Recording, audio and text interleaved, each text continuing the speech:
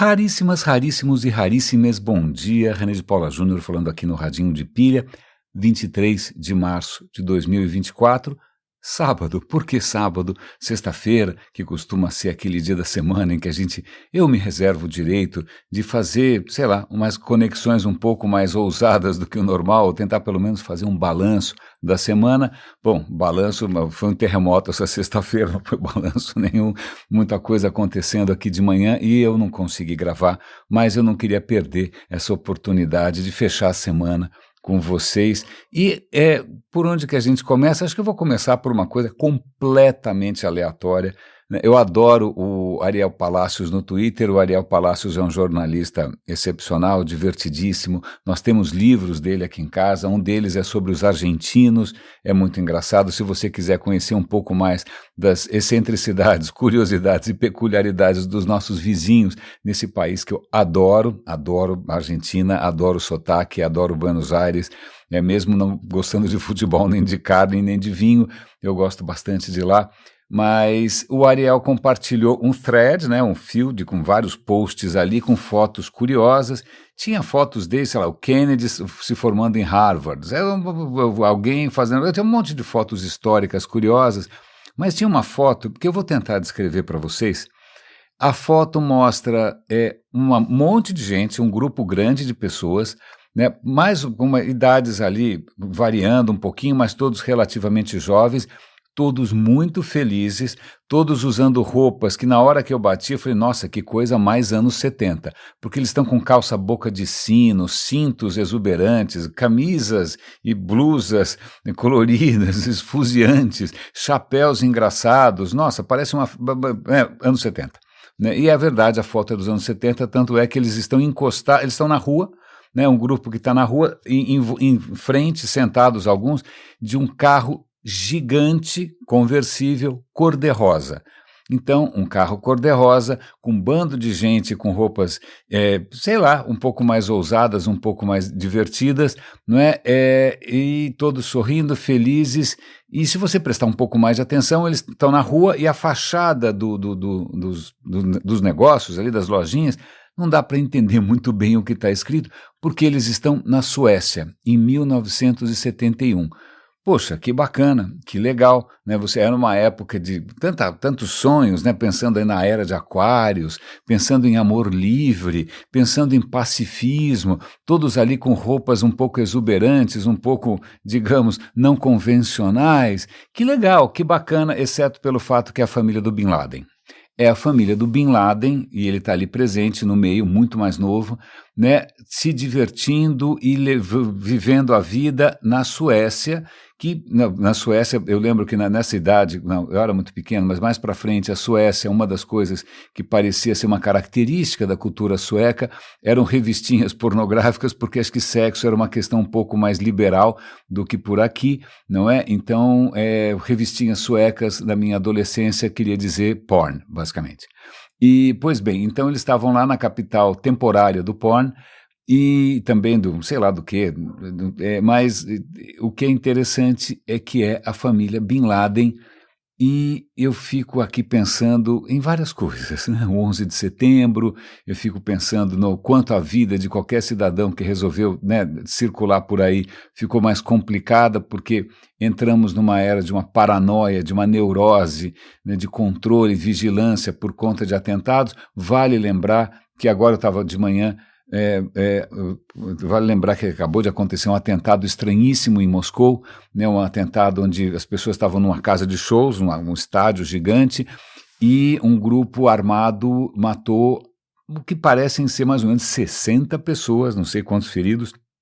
A Rússia não costuma ser muito generosa com detalhes, né, botaram fogo, cara, um massacre completo. E aí eu já fiquei, quando eu vi isso, eu fiquei branco. Falei, bom, de novo o Putin vai fazer a mesma coisa que ele fez lá atrás. Hoje é sabido que quando ele, na primeira vez que acho que ele estava tentando concorrer a ser ditador perpétuo, ele simulou um atentado terrorista, né? Ele pegou russos para justamente atacar um prédio, matar um monte de gente, para botar a culpa nos chechenos, que eram os inimigos de plantão naquele momento. ou seja, ele deliberadamente simulou um ataque, simulou nada, foi um ataque terrorista, mas botou a culpa nos outros para criar um clima de terror e para se colocar como o único salvador da pátria. Por favor, apostem em mim, né, porque só eu consigo livrar vocês dessas criaturas desalmadas. Hoje a gente sabe que isso foi, obviamente, uma falácia sangrenta, né? É um cara que não pensa duas vezes em matar pessoas. Quando eu vi esse atentado, eu falei, pronto, ele inventou mais um massacre para botar a culpa na Ucrânia, e ele vai apertar um botão e vai cair uma bomba na cabeça de todo mundo e vai começar a Terceira Guerra Mundial. Mas não. Na verdade, quem assumiu a autoria desse atentado foi o Estado Islâmico. E eu não sei contar a vocês, para mim não faz sentido nenhum, né? Por que o Estado Islâmico, sem mais nem menos, vai atacar Moscou? Eu não tenho a menor ideia, talvez eu não queira nem saber. Então, pois bem, imagina, voltemos para a nossa foto, tão alegre, tão pacífica, né? tão, sei lá, ousada, né? Tão corajosa, tão otimista, da família do Bin Laden, que nos jogou no meio dessa confusão toda, e bons tempos em que eu conseguia, sei lá, imaginar que a internet ia unir a todos num sonho comum, e aí você descobre que metade das pessoas tem um sonho completamente diferente do seu, né? E vai derrubar um prédio inteiro, e vai usar aviões como arma, e vai matar gente nas praias não sei da onde, e vai matar... Ok, então, veja, é muito engraçado, curioso, engraçado não é meio melancólico, porque hoje de manhã, antes de ver essa história toda da foto do Bin Laden, eu estava na mesa conversando com a minha mulher, e me veio uma canção na cabeça, uma canção de Maria Bethânia dos velhos tempos. Eu estava justamente confessando para minha mulher que, puxa, a minha educação sentimental, aquele período da vida em que você está começando a descobrir, né, novas possibilidades, está começando a descobrir novos pontos de vista, você está começando a definir seus próprios afetos, foi uma época que para um paulistano nascido no centro, começaram a surgir sons e vozes e poesias de muito longe e que eram completamente diferentes. Eu lembro, cada vez que chegava um disco novo do Caetano, algum disco da Maria Bethânia, ou teve a novela Gabriela com aquela trilha absolutamente excelente, maravilhosa, nossa, aquilo para mim foi literalmente uma educação sentimental, que é o título de um livro de Flaubert. Pois bem, aliás, vou fazer um parêntese aqui, por curiosidade, a palavra do dia no Merriam-Webster Dictionary, do dicionário Merriam-Webster, era pedantic, ou pedante. E aí eu me pus a mão na cabeça e falei, ai meu Deus do céu, puxa vida, será que eu tenho certeza que muitas vezes eu posso ser visto como pedante porque eu estou sempre dando referências e fazendo isso e aquilo, e de repente isso não está no repertório das pessoas, e isso pode parecer exibicionismo, pode parecer seja o que for, né? Às vezes isso acontece muito com quem vem de algum meio em que usa um vocabulário estrangeiro específico. Eu trabalhei muito em agência de marketing, e aí você fica pensando em palavras como target, ou seja lá o que for, né? E você vai falando isso naturalmente, né? Follow-up vira fulpar, ou seja, fulpou aquela pessoa, fazer um follow-up, você tem um deadline. Isso é quase que o sistema operacional dessa área, desse métier. Olha aí, mais uma palavra estrangeira. Mas quando você sai para falar com pessoas normais, cidadãos por aí que não trabalham nesse inferno, você pode ser visto como pedante. E a palavra do dia explicava os usos de pedante, isso e aquilo, como é que, se era uma ofensa, se não era uma ofensa, mas ela não chegou num ponto que era fundamental para mim, que era etimologia. Eu gosto de etimologia porque ele mostra de onde as coisas vêm, como as coisas se transformam, né? E aí não falava nada. Aí dessa vez eu perguntei para o Gemini, eu vou compartilhar com vocês a explicação do Gemini. Pedante, que vem em inglês, né? Ele foi provavelmente nasce como as referências mais antigas desse uso de pedante, vem do italiano, e do italiano foi passado para o francês, do francês foi passado para o inglês, porque afinal a França dominou a Inglaterra por um bom tempo, certo? Mas o que acontece é que sempre no sentido... Não, então vamos voltar mais, tá legal, no italiano era pedante, mas da onde vem isso? Isso talvez venha do latim pedagogante, que era justamente, né, quem ensinava, quem era um professor, né, um pedagogo, pedagogante em latim, virou pedante, virou um professor, alguém que ensina, né, alguém que está ali para ensinar. E aí a coisa não acabava por aí, porque na verdade pedagogante vem de como é que é? Eu já esqueci aqui, mas vem do grego. que significa justamente o escravo que leva uma criança para a escola e traz de volta. Mais ou menos como os motoristas ali no Itaim, onde eu morava, né, que levam com uma SUV blindada, deixando os pimpolhos dentro da escola, porque onde já se viu, né, ele botar o pé na rua. Agora nem sei porque eu estou contando essa história dessa, mas voltando aqui para a minha educação sentimental, e desculpe se muitas vezes eu acabo parecendo, sei lá, pedante, né, por citar coisas que de repente são completamente anacrônicas, ou por ter um vocabulário um pouco também fora de época, mas eu tenho que confessar que uma boa parte da minha educação sentimental, ou talvez a melhor parte da minha educação sentimental, não foi a mesma dos meus pais, que ouviam Orlando Silva, Francisco Alves, né, aqueles cantores de bolero, aqueles vozeirões, né, com aquela temática urbana, paulista e carioca. Não, acabou sendo para mim nem tanto a bossa nova, por alguma razão qualquer. Acho que a bossa nova eu perdi um pouco o compasso. Eu me lembro João Gilberto, claro, aquelas músicas que não tinha, né, a música para um lado, o canto ia para o outro, né, era bastante esquisito, mas eu estou pensando aqui no quanto foi absolutamente fecundo, revelador, ouvir Maria Bethânia. Esse cara tem me consumido a mim, a tudo que eu quis, com seus olhinhos infantis como os olhos de um bandido, né? Ou Caetano cantando Caminhando contra o Vento, sem lenço, sem nem documento, num céu de quase dezembro, né? Ela pensa em casamento, eu nunca mais fui à escola.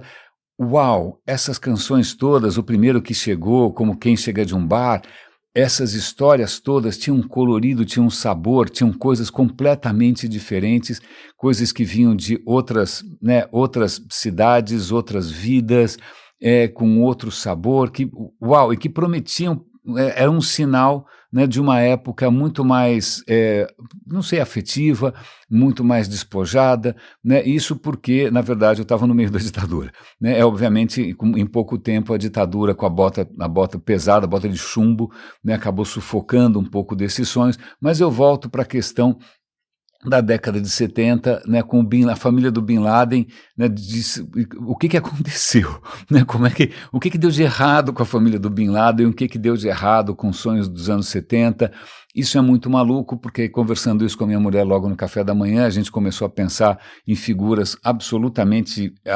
repulsivas, sei lá, Bolsonaro, Trump, mesmo Lula, o Putin, como é que pode esses caras surgirem? Eu falei, Glaucia, na verdade o que mais me aflige não é haver um Putin, não é haver um Bolsonaro, não é haver um Milei na Argentina.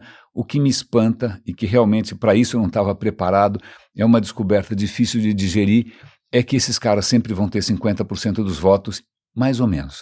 Né? Mais ou menos. Se o outro lado ganhar, vai ser por uma margem muito fina. O que quer dizer que metade das pessoas, por alguma razão qualquer, não sei se é alguma variação genética, se é neurodiversidade, ou seja, o que for, por alguma razão qualquer, metade das pessoas gosta de gente sem coração, talvez porque também não tenha coração, ou talvez porque a empatia, a sensibilidade, sei lá, compaixão, dependam de algum fator que não é universalmente distribuído, e a gente sempre vai ter alguém absolutamente entusiasmado com autoritarismo, com violência, com o culto à morte, né, com alguma razão para demonizar o outro. Então eu não sei muito o que fazer com isso. Esse, na verdade, não é nem a minha crise da meia-idade, é a minha crise da terceira idade. Estou entrando nos 60 esse ano. Uau, né, mas eu tenho que fazer um alerta aqui. Eu pensei em começar esse episódio com uma canção. Não é uma canção dos Novos Baianos, não é alguma canção do Chico Buarque nos seus melhores tempos, não.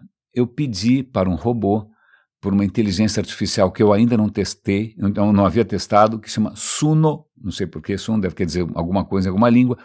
Suno é uma inteligência artificial em que você pede, escreve alguma coisa e ela faz uma canção, ela faz uma música. Eu falei, não é possível, né? Aí o que eu fiz? Eu vou fazer um pedido em português. Faça para mim um samba dedicado à pizza. Ok, é um pedido um pouco... Foi o que me passou na cabeça na hora. Em 10 segundos, ou menos, chegou para mim um sambinha cantado em português, com letra falando maravilhas da pizza. e que chama, agora já esqueci aqui, Sabor Milagroso, Sabor Divino. Então ele bolou um título, ele bolou a poesia, ele bolou a música, ele juntou tudo isso e ainda por cima fez uma ilustração para esse sambinha que era várias pessoas assim, mais ou menos como na foto do Bin Laden, mais um monte de gente feliz e sambando e contente, né, muito colorida. Cara, ele fez tudo isso em 10 segundos. Eu nem sei porque eu pedi, devo ser masoquista, tudo bem, de pizza eu gosto, mas de samba eu confesso que não. Né? Sambinha, pagode, não. Então eu pedi, deve ser algum fator masoquista inconsciente, e fico, assim, tá bastante aceitável, eu jamais diria, se eu vou mostrar, assim, eu podia ter começado com isso, mas por respeito, né, à vossa sensibilidade, ao vosso fim de semana, né, a vossa, sei lá, o investimento afetivo, né, nos meus delírios que vocês demonstram a cada escuta de episódio, eu vou fazer o seguinte, eu vou colocar o samba da pizza no final. Então, vamos imaginar que você não consiga, né, se conter para saber como é que foi essa maravilha que parece um jingle publicitário, é só ir para o final, tá lá. E caso você seja um pouco mais intolerante com manifestações musicais um pouco, digamos, gratuitas, então você pode pausar antes. Então, deixei aí vocês com a liberdade de escolha, mas eu fiquei bastante assustado porque de uns tempos para cá a música comercial ficou bastante pasteurizada, né? Os sucessos parecem que foram criados por algum tipo de comitê de especialistas em chiclete de ouvido, né? Agora eu sinto que daqui para frente, imagina, qualquer comercial, qualquer, sei lá, anúncio, qualquer coisa, qualquer patrocínio, vai ter uma musiquinha que o cara fez de graça em 10 segundos e você nem vai saber de onde veio aquele lixo, porque afinal tudo em volta também é meio lixo, e isso é uma afirmação bastante condizente com alguém que chega aos 60 anos, porque a minha tese sempre vai ser que a nossa vida afetiva, ela foi programada para durar 40 anos, né, a nossa relação afetiva com o mundo, e se você, por alguma razão qualquer, durou mais do que 40 anos, o que acontece é que você olha em volta e não consegue se conectar mais a nada, né, porque todo aquele mundo que te formou, a tua educação afetiva, né, ela ficou para trás, as pessoas morreram, estão morrendo um atrás do outro, morreu recentemente, né, o Franz de Waals, comentei, mas essa é outra história. Então, eu vou compartilhar com vocês, esses dias eu estava procurando aqui nos meus backups, como eu tenho câmera digital desde 2001, faz 23 anos que eu tenho câmera digital, então eu tenho foto tudo bem, foto é JPEG, sempre foi JPEG, agora tem esses formatos RAW, mas é JPEG, né? Mas acontece que vídeos, eles foram passando de formato em formato ao longo do tempo. Então, eu descobri que eu tinha uma quantidade colossal, quando eu digo colossal, são milhares de vídeos em WMV, em MPG, em sei lá que formato de louco. E eu falei, quer saber, eu vou para evitar que eles virem uma coisa completamente anacrônica, perdida, virar múmias, como eu vou transformar para um formato mais atual. Né, eu selecionei todos e botei lá um robozinho para converter todos para MP4, que é um formato mais atual.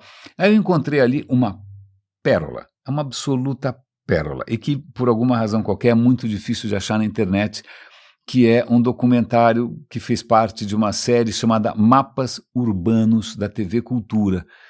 E tem um para cada cidade e tem um de São Paulo. São Paulo numa época que eu tenho muita saudade, né? Uma época que você tinha Itamar Assunção, né, cantando, por exemplo, um poema eu não vou cantar aqui, esse talento eu não tenho, o que eu posso fazer é simplesmente descrever para vocês, vou aqui declamar para vocês um poema do Paulo Leminski, né, vale lembrar que Paulo Leminski é de Curitiba, não? Então mais uma daquelas coisas que chegam no nosso colo de um universo completamente diferente. Se vocês nunca leram Paulo Leminski, eu fortemente recomendo, né?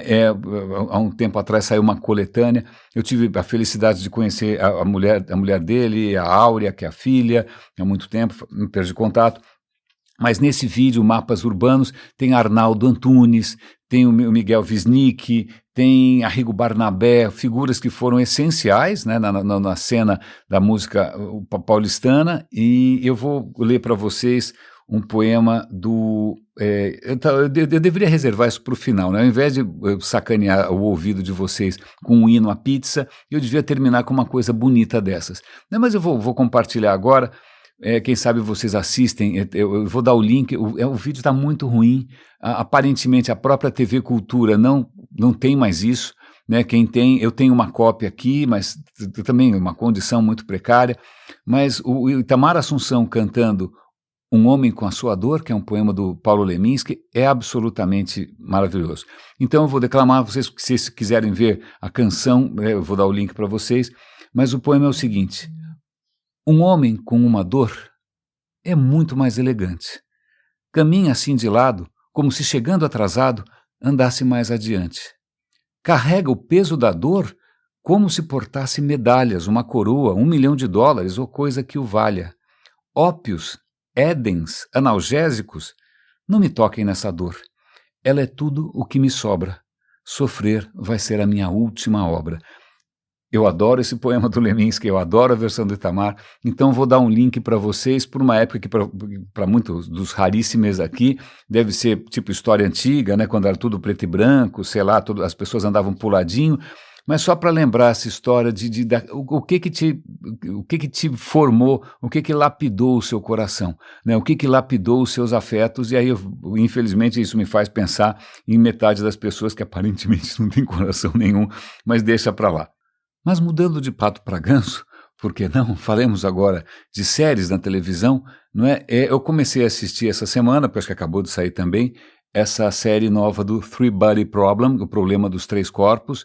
O problema dos três corpos é um problema que eu acho que eu já devo ter comentado aqui. O Newton, quando caiu a maçã na cabeça, ele fez aquelas equações que mudaram o mundo, que aí de uma hora para outra as equações explicam por que a Lua não cai na cabeça da gente, por que a Terra gira em torno do Sol, e assim vai. E tudo isso ele equacionou de uma maneira muito límpida, muito cristalina, né, e dentro de um espírito de que você pudesse um dia explicar o mundo com matemática e tudo fosse previsível, né, embora é engraçado porque quando na cabeça do Newton você estava tentando adivinhar as leis divinas, e obviamente como o cara achava que Deus era uma criatura magnífica, maravilhosa e perfeita, o sonho é que você conseguisse representar tudo isso com a matemática, que é perfeita, linda, maravilhosa, né? Hashtag só que não. Só que não, porque se você quer analisar a órbita de um planeta em torno de qualquer coisa, por que a maçã cai, tudo isso é fácil de fazer se forem dois corpos. A hora que você coloca um terceiro corpo, meu amigo, o negócio fica esquisito, porque começa a ficar tudo muito complicado, você consegue meio prever no começo, em 5 minutos a coisa sai completamente fora de controle e assume um padrão caótico, imprevisível. Então até hoje a gente tem muita dificuldade de equacionar o problema dos três corpos. Imagina quando tiver mais corpos ainda, imagina um sistema solar, né? Então aquele sonho do relojoeiro, o universo como um relógio suíço, porque afinal o arquiteto do universo, blá, blá, blá, blá, blá, blá, blá, não é bem assim. Na verdade, as coisas, como a gente está cansado de ouvir aqui no radinho, as coisas são muito mais complexas, muito mais imprevisíveis, muito mais caóticas, as leis da física mais poderosas hoje, elas incorporam o acaso, o ruído, a estatística, a probabilidade no seio, né, do universo. Acabou a história de relógio suíço, não tem mais nada disso, não é? Então é muito curioso porque o título eu falei, por que estão usando um drama da física, né, para fazer um drama de televisão? E eu estou assistindo, não sei se vocês estão assistindo, mas é muito interessante porque ele acaba girando em torno de muitas coisas que a gente já mencionou no radinho. Ele lembra, inclusive, algumas obras de ficção científica que a gente comentou no radinho. Recentemente eu comentei aquele livro chamado Black Cloud, A Nuvem Negra, né, em que a Terra percebe uma mancha no céu, né, e de repente essa mancha no céu era que vai entrar no caminho do Sol, vai obscurecer o Sol e aí vai morrer um monte de gente.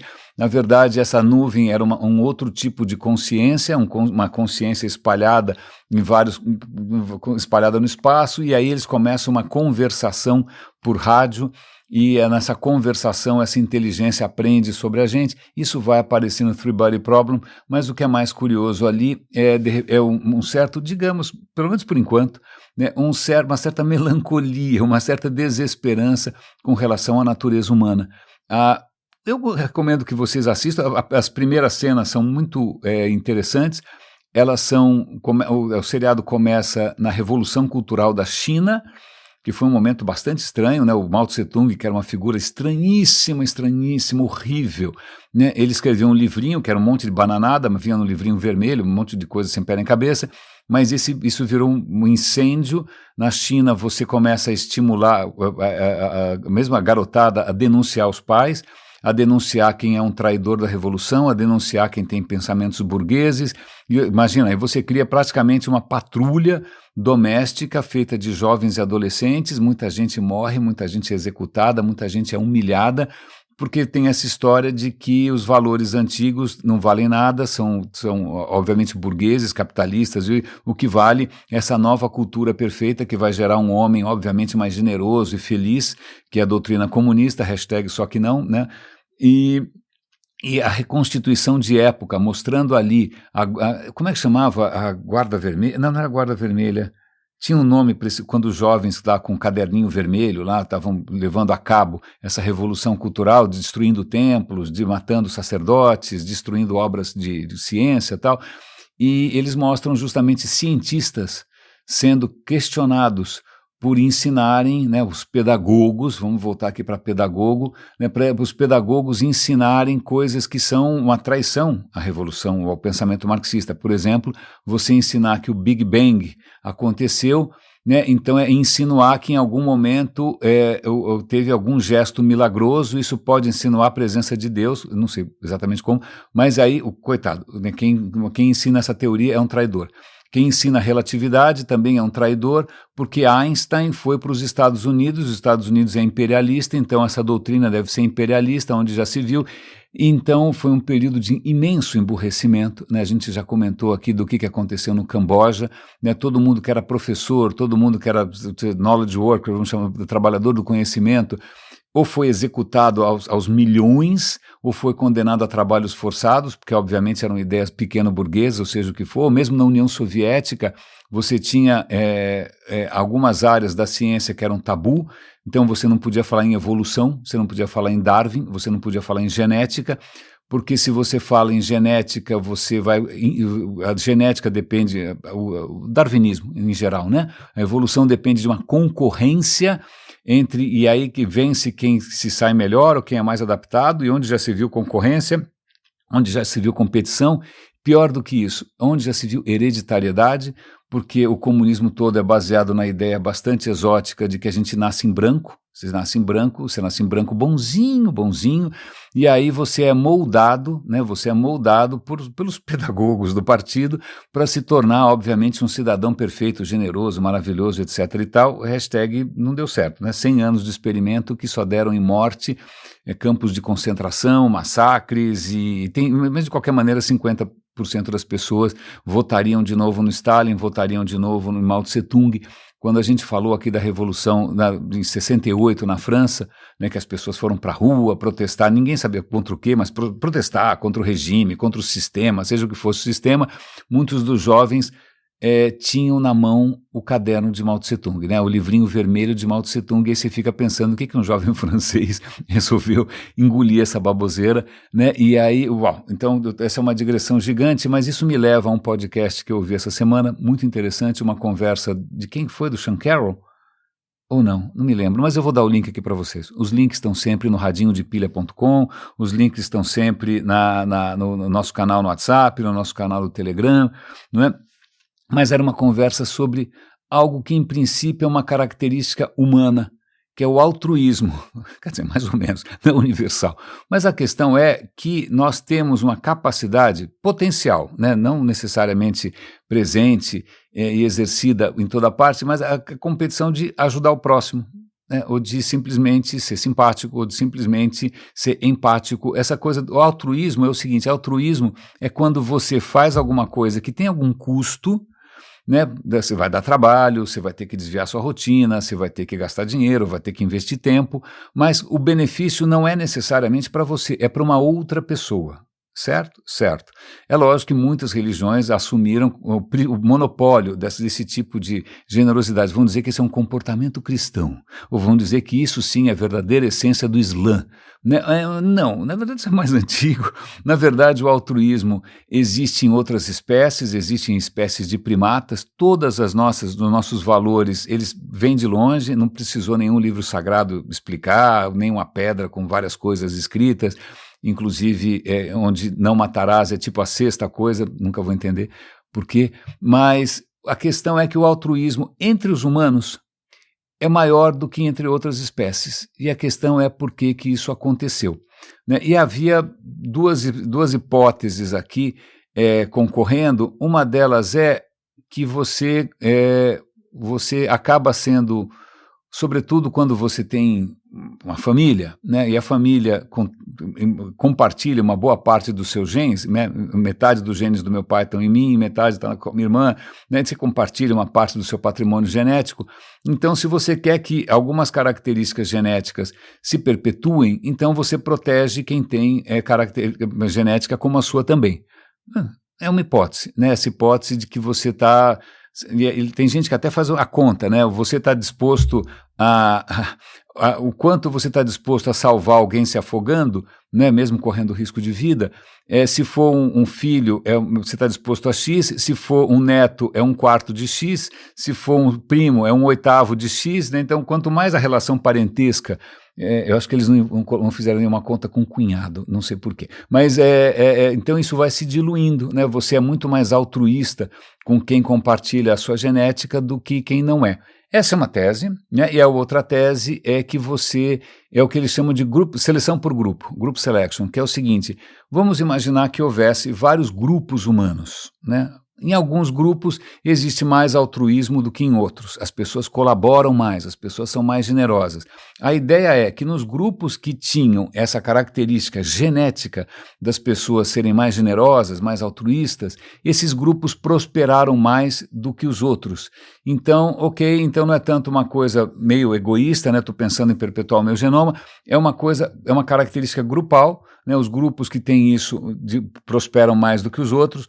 E, moral da história, aí fizeram testes para descobrir, né, testes, exercícios, simulações, né, pesquisa, voluntários, aquela zona toda, para justamente validar. E o que acontece é que é uma mistura dos dois. É uma mistura dos dois. Os testes indicam que a gente acabou desenvolvendo o altruísmo pelas duas razões, né? Se você tem as duas razões combinadas, isso se demonstra com muito mais facilidade. Então é curioso, porque a nossa espécie tem um altruísmo, uma capacidade para ser, né, de empatia, de ser generoso, de abrir mão dos seus próprios interesses, mais alta do que as outras espécies, não é? E do que você poderia imaginar entre primatas, etc. e tal. Isso explicaria a nossa capacidade, inclusive, de colaboração, de colaborar com quem a gente não conhece, né, de ouvir músicas que venham de um lugar completamente diferente, né, de ficar feliz que de repente alguém traga algo completamente inaudito, literalmente, né, que nunca foi ouvido, e você receba isso e assimile. Então é bastante alta, mas como eu estou dizendo aqui, nessa crise de terceira idade, aparentemente não é universalmente distribuída, né? E curiosamente, acho que eu nem sei se essa história dos grupos, quando eu vejo que alguns grupos é um fio muito tênue, né, entre qual grupo vai preponderar, se são os grupos mais altruístas ou se são os grupos mais egoístas.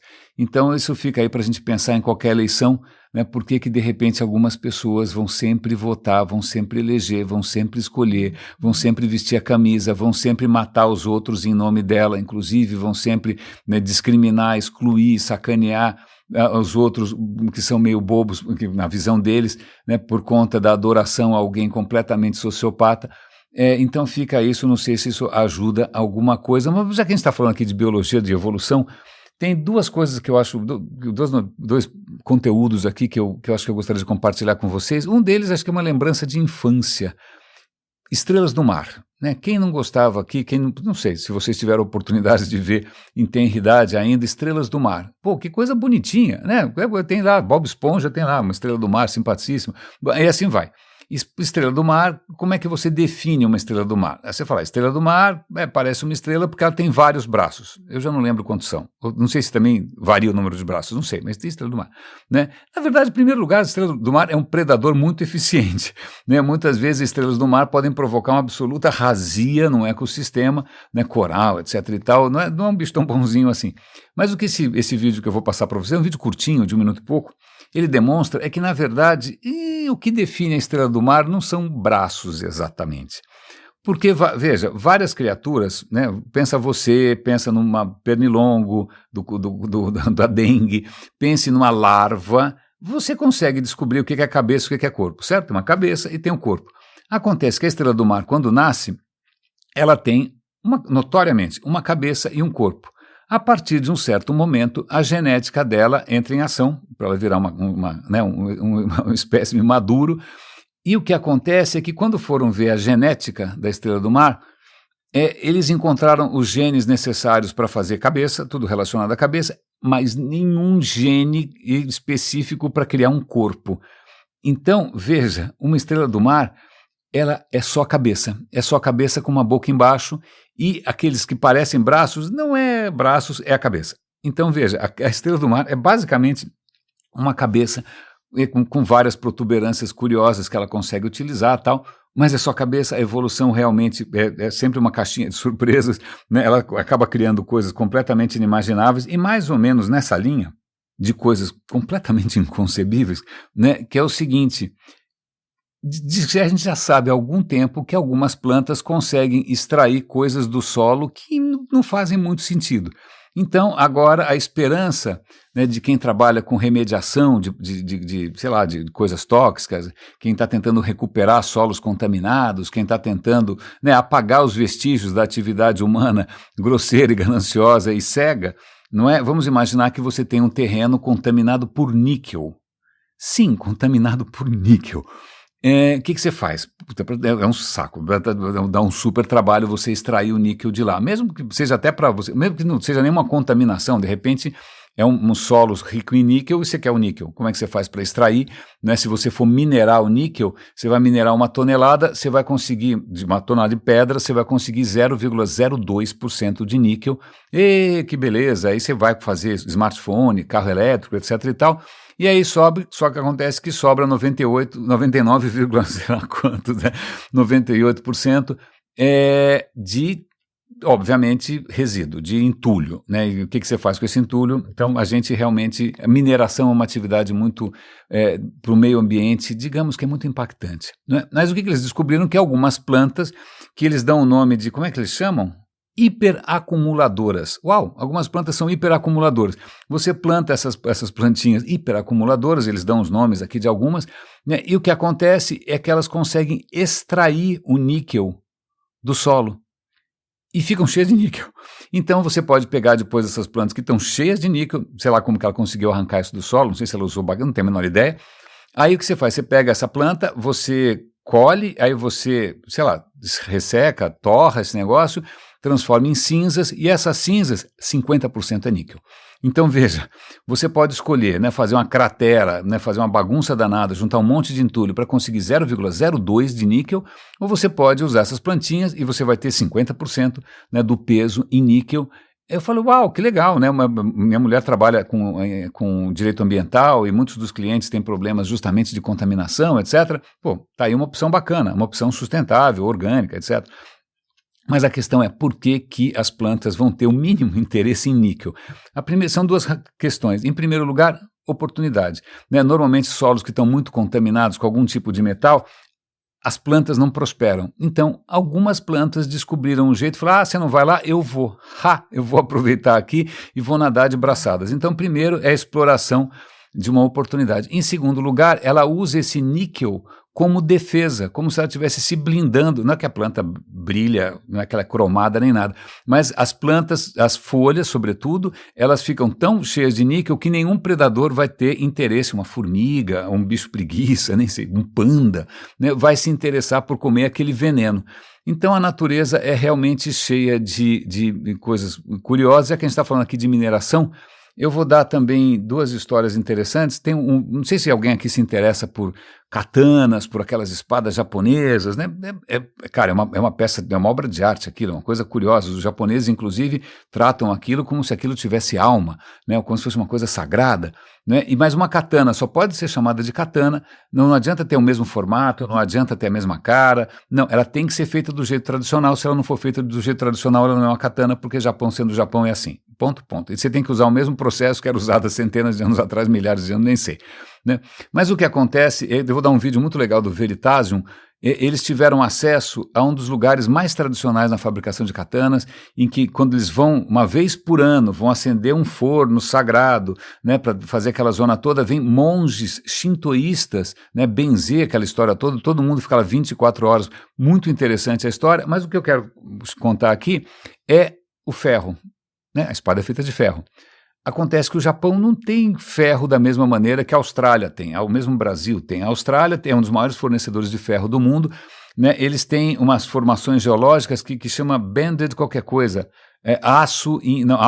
ferro em faixas, faixas de ferro, né? Como se fosse um bolo 1000 folhas, né? Você corta um paredão ali de pedra e tem faixas vermelhas e faixas marrons, faixa amarela, faixa vermelha e faixa não sei o que, faixas vermelhas. É isso que é riquíssimo na Austrália, alguns países também. A questão é muito interessante aqui, é a seguinte: por que tem essas faixas? Por que tem ferro ali? E aí a gente volta para a origem da vida nesse planeta, que não envolve nenhum barbudo solitário que depois decreta aposentadoria depois de uma semana. Não, envolve o seguinte: nos primórdios, volta aí alguns bilhões de anos na Terra, não era um ambiente muito propício a muita coisa, certo? Né? Porque você tinha uma atmosfera irrespirável, você não tinha oxigênio ainda na atmosfera, não tinha, né? Os oceanos estavam muito cheios de metais dissolvidos, então quando chovia, etc. e tal, aquilo trazia para o mar muito ferro, né? Muito ferro e potássio e outras coisas, mas como não tinha oxigênio, esse ferro acabava sendo usado e ficava ali, não era usado, ele ficava ali boiando, era uma sopa esquisita, até que num certo momento uma forma de vida descobre uma maneira de aproveitar a luz do sol, né? Surgem lá os primeiras criaturas que fazem fotossíntese, cianobactérias, né, que na verdade, de novo, é uma daquelas simbioses engraçadas, né, uma bactéria engole a outra, uma criaturinha faz lá, consegue fazer fotossíntese, ele engole, é uma cianobactéria, consegue fazer fotossíntese e ele consegue gerar energia para si mesmo, só que aí ele elimina algo que ele não precisa, que é oxigênio. Ele não tem o que fazer com oxigênio, então ele elimina, e de uma hora para outra o oceano começa a ficar cheio de oxigênio, né, que para muitas criaturas era letal, né, a vida estava se virando muito bem sem oxigênio, né, mas aí o que acontece? Esse oxigênio, a primeira coisa que vai acontecer, ele vai encontrar dissolvido na água ferro, né, ferro para tudo quanto é lado. No que ele encontra o ferro, o que isso forma? Ferrugem, o ferro oxida, vira óxido de ferro, Fe2O3. Né? Então o oxigênio começa imediatamente a consumir, a se ligar a todo o ferro possível e imaginável, e esse ferro afunda, ele vai afundar e vai se depositar no solo em camadas por camadas, camadas por camadas, camadas por camadas. Só que ao mesmo tempo, à medida que ele vai consumindo esse ferro todo, as cianobactérias também vão diminuindo em número, porque de repente o oxigênio está sumindo, eu não sei muito bem porquê.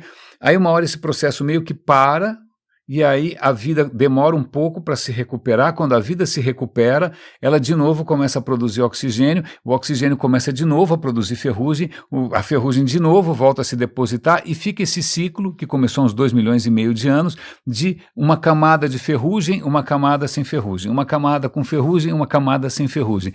Então, veja, o ferro, que está aqui, né, tudo que eu estou olhando à minha volta tem ferro, tem aço, né, a gente tem que agradecer simplesmente ao fato de uma bactéria lá atrás ter descoberto como fazer, né, oxigênio, porque o planeta não tinha oxigênio, e aí a hora que praticamente todo o ferro que estava dissolvido no oceano, ele desaparece, ele se precipitou, né, esse oxigênio vai para a atmosfera e hoje você pode respirar por conta desse acontecimento. Então, quem diria que por trás do ferro existem bactérias felizes e contentes fazendo alguma coisa que ninguém fazia antes? Certo. Só que no Japão, o ferro disponível não está disponível dessa forma, né? Veja, muitas rochas contêm ferro, sei lá, granito, sei lá, contém ferro. Só que aí, em princípio, se você quiser obter, você teria que moer, né? Dá muito trabalho, você não consegue fazer isso sem muita tecnologia. Mas acontece que com a erosão, né, muitas dessas pedras que contêm ferro, elas vão se esfarelando, blá, blá, blá, blá, e elas vão sendo trituradas por geleiras, blá, blá, blá, e elas vão parando aonde? Elas vão gerando grãozinhos, e elas acabam virando areia, essa areia acaba indo parar nos rios. Na hora que essa areia, que tem um pouco de tudo, tem quartzo, tem o diabo a quatro, na hora que essa areia cai num rio e começa a ser arrastada pela água, se o rio tiver uma curva, tiver um cotovelo, os grãos mais pesados param por ali. E adivinha quais são os grãos mais pesados? São os grãos que contêm ferro. Então, nos rios no Japão, toda vez que tinha ali uma curva de rio, algum cotovelo, algum desvio no fluxo, você tem um acúmulo de uma areia diferente, que é uma areia muito rica em ferro. E é dessa areia que os japoneses extraem o ferro para fazer a katana. Né? Vale lembrar que o ferro é muito difícil de trabalhar, porque, bronze é mole, vai para você derreter cobre, derreter estanho, você queima lá madeira, a temperatura da madeira queimando é suficiente para você derreter, para você fazer com que o cobre, o bronze não é um metal, o bronze é uma liga, né, que o estanho e outras substâncias você consegue derreter e extrair, por isso que você fazia espada daquele jeito, porque era mais fácil. Né? Agora, para você derreter ferro, você precisa de uma temperatura muito mais alta, acima de 1.200 graus, sei lá e para isso você precisa de carvão, né? E quando você vai tentar derreter o ferro com carvão, em algum tipo de forno especial, você fica bombando ar lá que nem um louco com fole, duas coisas acontecem. O ferro derrete. Mas o ferro derretido, fundido, não serve para muita coisa. O ferro puro é quase que inútil. Né? Talvez sirva para fazer panela, sei lá mas você não vai fazer uma espada com ferro fundido. Mas o que acontece? Se você usou carvão, acontece que o carvão, quando queima, né, carvão é basicamente carbono puro, parte desse carvão entra dentro do ferro derretido e você passa a ter uma liga, né, ferro com carbono, e aí você criou aço. Então, aço surge por acaso, né, porque você usou carvão para tentar derreter aquele negócio, né, o carbono se mistura ao ferro e você passa a ter aço, e aí você tem aquela katana. A história é muito interessante, acho que vale a pena dar uma olhada, e eu estou dando essa volta toda, só para a gente reconhecer, mais ou menos como eu estava ali querendo saber da onde vem uma palavra como pedante. Tudo tem uma história, tudo surgiu em algum momento, né, tudo pode ter vindo de outras línguas, outros lugares, outras influências, né, vai se transformando, vai mudando o sentido, não é? Então, de repente, você tem a Austrália com uma indústria de extração de minério gigantesca, mas também profundamente poluidora, destrutiva. Ao mesmo tempo, você tem no Japão a criação de peças que são praticamente com alma, porque afinal, né? E aí eu vou chegar num ponto interessante aqui. Nessa história, parece que você atribui alma a uma espada, atribui alma às coisas, ao arroz, a tudo mais. Pera lá, como assim? Né? Como assim? A alma, pelo menos para o Ocidente, é um monopólio das pessoas. E eu vou colocar aqui link para um texto interessantíssimo, para quem ainda mais se interessa por história, mitologia, ciências humanas e tal, o que ao longo da história foi visto, enxergado como uma característica exclusiva humana, aquilo que nos separa dos animais.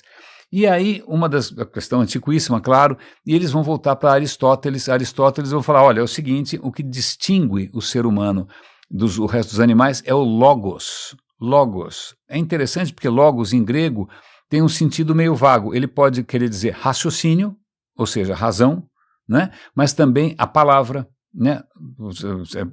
Palavra, a capacidade de falar. Então, logos quer dizer a mesma coisa, as duas coisas ao mesmo tempo. Hoje você tem que escolher em que sentido que eu traduzo logos. Mas então a nossa capacidade racional, que eu estou cada vez mais em dúvida se a gente é tão racional assim, a gente já sabe que a gente não é tão racional assim. A segunda questão também é a questão da fala. A gente sabe que tem inúmeras espécies que se comunicam felizes e contentes de algum jeito, é que a gente não entende ainda. Vale lembrar que os gregos tinham uma maneira de discriminar os estrangeiros que não falavam grego. Eles não falam grego, eles fazem blá, blá, blá, blá, blá, e daí surge a palavra bárbaro, né? Bárbaro é quem não fala grego. Então essa atitude discriminatória se vê na posição do Aristóteles, que eu não sei o que eles estão falando, então eles não falam, só a gente fala. E aí, esse artigo vai mostrar ao longo do tempo, é lógico, depois vem o cristianismo, vem, sei lá, a religião judaico-cristã, as religiões judaico-cristãs, que vem com a história de que o homem tem uma alma, só a gente tem alma, o resto não tem alma, né? E aí nasce, obviamente, um desprezo cada vez crescente, não é, por qualquer outra forma de vida, já que eles não têm alma mesmo, a gente pode fazer o que a gente quiser, né? Mas mesmo os gregos já tinham, mesmo os latinos também, já tinham uma posição talvez até um pouco mais generosa com os animais do que a posição cristã ou judaica. Né, dizendo, você pega, por exemplo, a Odisseia, né, que é a história que Homero escreveu sobre as aventuras de Ulisses tentando. O cara só queria voltar para casa. A gente falou de Ulisses essa semana. Eu quero voltar para casa, não me enche o saco. E aí, o que acontece é que no meio do caminho eles encontram uma feiticeira, se eu não me engano é Circe, e o Ulisses estava com os brothers dele lá, com os manos, e ela transforma todos os marinheiros dele em porcos, certo? Eles viram porcos, ok? Aí, não lembro mais qual é a aventura toda, eu sei que num certo momento ele fala, ok, vamos desvirar todo mundo, todo mundo vai voltar a ser humano, mas um desses gregos fala, quer saber? Me deixa como porco, porque na verdade essa história de ser humano, cara, é muita cobiça, vocês nunca estão satisfeitos, vocês nunca estão, vocês são irrequietos, não basta, vocês sempre querem mais, e cara, como porco, eu sou feliz, né, olha aqui, ó, tá tudo bem, eu tô tranquilo, eu vivo, tenho aqui meus amigos, né, a gente se contenta com pouco, vocês são insaciáveis, né, então veja, já tem lá atrás, né, mesmo numa cultura, numa civilização que propõe essa superioridade do homem, que acaba sendo chamado de Homo sapiens por Linnaeus, né? Linneu acaba chamando a gente de Homo sapiens porque ele também acha que só a gente pensa nesse mundo, mas veja, os gregos lá atrás já reconheciam que a gente talvez não seja uma espécie tão bacana assim, porque a gente é insaciável, a gente é belicoso, a gente é onde pisa não cresce grama. E esse texto é uma delícia, se vocês quiserem dar uma olhada, tem outras historietas ali, outras anedotas, outras fábulas, em que demonstram que muitas vezes os animais deveriam ser mais considerados, né, do que a gente que tem uma vaidade um pouco excessiva, né, e eles obviamente vão mencionar aqui criaturas que fazem parte aqui do radinho, que são muito como os polvos, né, polvos que têm uma inteligência extraordinária, você tem corvos com uma inteligência extraordinária, você tem golfinhos com inteligência extraordinária, você tem baleias que se comunicam com sua própria linguagem. Então, vamos lá, o que nos define como humanos? O altruísmo, metade das pessoas só, pelo visto, né? Mas é uma boa maneira da gente repensar um pouco algumas coisas que foram a nossa educação sentimental ou racional ao longo do tempo, e eu estou aqui no Radinho sempre trazendo outras canções para vocês. Agora, para encerrar esse episódio especialmente longo, desculpe, eu estou aqui fazendo digressões sem fim, eu vou brindar vocês ou simplesmente estragar o vosso final de semana com o hino à pizza. Então esse é um bom momento para você desligar, né? Esqueça, por favor, não contamine, vocês vão ter que desouvir depois, mas aqueles que têm uma curiosidade ou um fígado melhor do que a média, eu vou deixar para vocês o hino à pizza, né? Composto, não sei exatamente por qual chip insano. Cuidem-se, por favor, um grande abraço e até segunda-feira. Quando batia fome, eu sei o que fazer. A solução é pizza. Eu vou pedir pra valer. O queijo derretido, sabor irresistível. No samba da pizza, eu vou me deliciar. Samba da pizza. Alegria contagiante, que fantástica surpresa. No calor da batucada, pizza vai rolar. Dançando e comendo até o sol raiar.